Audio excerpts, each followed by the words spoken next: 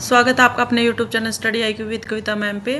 Guys HSC की तरफ से ना एक न्यू इन्फॉर्मेशन है। क्या इन्फॉर्मेशन है चलिए देखते हैं। जो अभी सीईटी का एग्ज़ाम है जिन भी कैंडिडेट्स का, और आप देख सकते हैं कि एचएससी ने योग्यता वाले पदों से 4 गुना से कम संख्या के शॉर्ट लिस्ट किए आवेदकों के नाम सार्वजनिक करेगा। यानी जो ऑफिशियल वेबसाइट है ना उस पे ये क्या करेगा, जो शॉर्ट लिस्ट है ना कि ये स्टूडेंट है, उसके नाम सार्वजनिक करेगा। उसकी जो इसकी पीडीएफ है ना, जिसके भी उसमें नाम आए हैं, वो मैं अपने टेलीग्राम चैनल पे ऑलरेडी डाल चुकी हूँ। तो आप वहाँ पे जाके मतलब मेरे टेलीग्राम चैनल को जॉइन कर लीजिए। उसका लिंक लिंक है ना, मैं इस डिस्क्रिप्शन में दे दूँगी, ठीक है?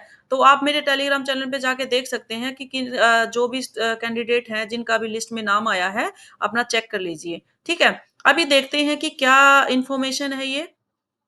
ये कहता है कि कोई भी जो कैंडिडेट है ना, जो शॉर्ट लिस्ट में नाम नहीं है और वह दस्तावेज आयोग में दिखा सकेगा। यानी वो जो अगर बस उसका अगर जैसे कैंडिडेट शॉर्ट लिस्ट में नाम नहीं है उसका, सपोज करो उसने गलत दस्तावेज भरे हैं और उसका शॉर्ट लिस्ट में नाम नहीं आया, वैसे उसके लिए एलिजिबल है वो, तो किसी नए को आवेदन करने का जो है मौका नहीं दिया जाएगा, ठीक है? तो आपको क्या करना है, आप अपने दस्तावेज वगैरह दस्तावेज लेके, यानी आपके जो डॉक्यूमेंट है वो लेके आप कहाँ पे चले जाइए, एचएससी के कार्यालय में आप चले जाइए, ठीक है? ये आप देखो, ये जितने भी ग्रुप सी के जितने भी बचे हुए पद हैं, अब उनके बचे हुए पेपर हैं, उनके लेने की अभी वो तैयारी कर रहा है एचएससी। आपने देखा होगा, एक तो 31 और 31 मार्च को है, सॉरी 30 और 31 दिसंबर को है, और 6 दूसरे ग्रुप जो बचे हुए हैं 6-7 जनवरी को है एग्ज़ाम उनका, ठीक है? अब इसमें क्या कहा है देखो, शॉर्ट लिस्ट किए उम्मीदवारों के नाम आयोग की वेबसाइट पर सार्वजनिक किए जाएँगे।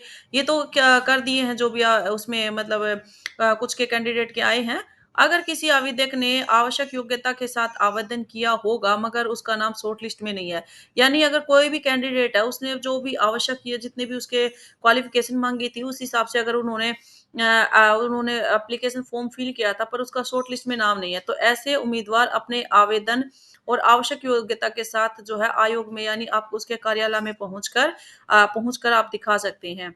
फिर ये भोपाल सिंह खत्री जी क्या कह रहे हैं, आयोग उसकी वेरिफिकेशन के बाद योग्य पाए जाने वाले, मतलब जो भी अगर उसकी जो वेरिफिकेशन हो जाएगी ना, जो डॉक्यूमेंट जो माँगे थे, जो डॉक्यूमेंट है उसके, तो उसके क्या करेगा, लिखित परीक्षा के लिए उसको, यानी जो आपका रिटन एग्ज़ाम है ना, उसके लिए वो फिर क्या करेगा, आपको परमिशन देगा, ठीक है? आयोग के अध्यक्ष गोपाल सिंह खत्री ने स्पष्ट किया कि ऐसे किसी आवेदक को कोई मौका नहीं मिलेगा जिसने आवेदन के समय उस आवश्यक योग्यता को नहीं भरा होगा। यानी ये भोपाल सिंह खत्री कहते हैं कि ऐसे किसी भी जो भी कैंडिडेट है, उसको ऐसा कोई मौका नहीं देगा जिसने जो है, जब फॉर्म फिल किया होगा ना, तो आपने डॉक्यूमेंट वगैरह नहीं भरे होंगे, तो उसको कोई भी जो है एग्ज़ाम वगैरह के लिए ऐसा कोई भी उसको चांस नहीं दिए देगा, ठीक है? तो गाइस जिसका भी शॉर्ट लिस्ट में नाम नहीं है और अगर वो उसके लिए योग्य है, तो आप एक काम, आप अपना जाके अपना उसमें आयोग में जाके अपने डॉक्यूमेंट वेरिफिकेशन करा के और अपने नेक्स्ट एग्ज़ाम के लिए जो है आप परमिशन ले लीजिए।